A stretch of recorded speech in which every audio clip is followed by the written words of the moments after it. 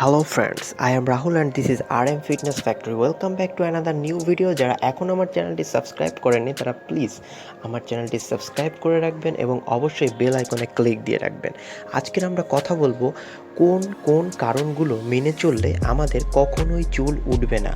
So viewers, কথা না বাড়িয়ে চলে যাব ভিডিওতে। প্রথমেই আমরা শুরু করি কোন কারণগুলি আমরা যদি মেনে চলি তাহলে আমরা আমাদের চুল পড়াকে বন্ধ করতে পারবো। নাম্বার ওয়ানে ভিটামিন। আমাদের শরীরে প্রতিদিন প্রয়োজন পর্যাপ্ত ভিটামিন। সেই ভিটামিন আমরা পারি ফ্রুটস থেকে নিতে অথবা আমরা পারি ভিটামিন ট্যাবলেট থেকে বা ক্যাপসুল থেকে নিতে।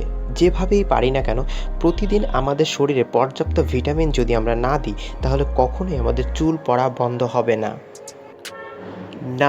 নাম্বার টুতে রয়েছে ডিমের প্যাক। আপনারা জানেন আমাদের চুল কিন্তু প্রোটিন দিয়ে গঠিত। সো ডিমের ভিতরে রয়েছে প্রচুর পরিমাণ প্রোটিন।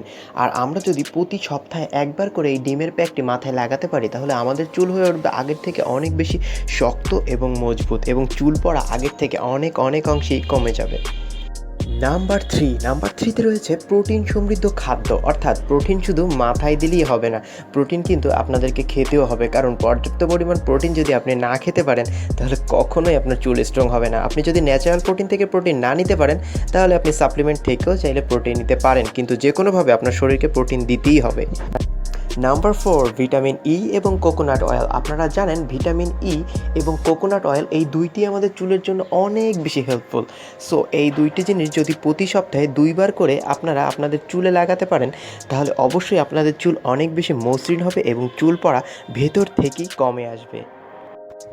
Number 5, deep sleep.